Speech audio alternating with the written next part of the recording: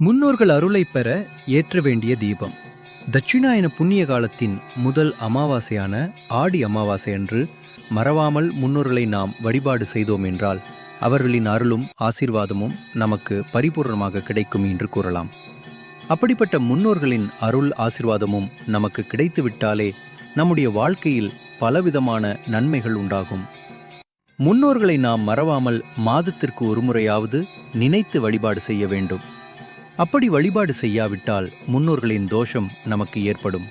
முன்னோர்களின் தோஷம் நமக்கு ஏற்பட்டுவிட்டால் நமக்கு எந்தவித முன்னேற்றமும் ஏற்படாது. காரிய தடைகள் உண்டாகி கொண்டே இருக்கும். சுபகாரியங்கள் எதுவும் நல்ல விதத்தில் நடைபெறாது. பலவிதமான பிரச்சனைகளை சந்திக்க வேண்டிய சூழ்நிலை உண்டாகும். அதனால் மறவாமல் அமாவாசை தினத்தில் முன்னோர்களை வழிபட்டு அவர்களின் ஆசீர்வாதத்தை பெற வேண்டும். ஆடி அமாவாசை நாளன்று பலரும் முன்னோர்களுக்கு தர்ப்பணம் கொடுக்கும் வழக்கத்தை வைத்திருப்பார்கள். வீட்டில் முன்னோர்களுக்காக சமைத்து படையலிட்டு காகத்திற்கு உணவும் அளிப்பார்கள். இன்னும் சிலரோ பசுமாட்டிற்கு உணவளிப்பது, தங்களால் இயன்ற அளவு அன்னதானம் செய்வது என்று பல விதங்களில் முன்னோர்களின் அருளை பெறுவதற்காக முயற்சி செய்வார்கள். இந்தோடு சேர்த்து இந்த ஒரு தீபத்தையும் ஏற்றி வைத்தோம் என்றால் கண்டிப்பான முறையில் முன்னோர்களின் அருளை நம்மால் பரிபூர்ணமாக பெற முடியும்.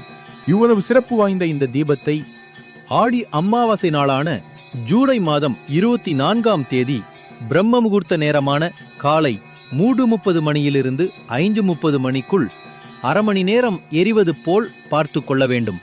இந்த தீபத்தை ஏற்றுவதற்கு ஒரு தட்டை எடுத்துக் கொள்ளுங்கள். அந்த தட்டில் வெற்றிலை அல்லது வாழை இலை அல்லது அரச இலை என்று ஏதாவது ஒரு இலையை வைத்து அதற்கு மேல் ஒரு மண் அகல் விளக்கை வைத்து அதில் நல்லெண்ணெய் ஊற்றி பஞ்சுத்திரி போட்டு வீட்டு நிலைவாசலுக்கு வெளியே வடக்கு அல்லது கிழக்கு திசை பார்த்தவாறு தீபம் ஏற்ற வேண்டும். அரை மணி நேரம் இந்த தீபம் எரிந்த பிறகு அதை வீட்டிற்குள் எடுத்து வந்து குளிர வைத்து விடலாம். இப்படி இந்த நேரத்தில் நாம் தீபம் ஏற்றுவதன் மூலம் நம் வீடு தேடி வரக்கூடிய முன்னோர்கள் மனமகிழ்ந்து நமக்கு நன்மைகளை செய்வார்கள்.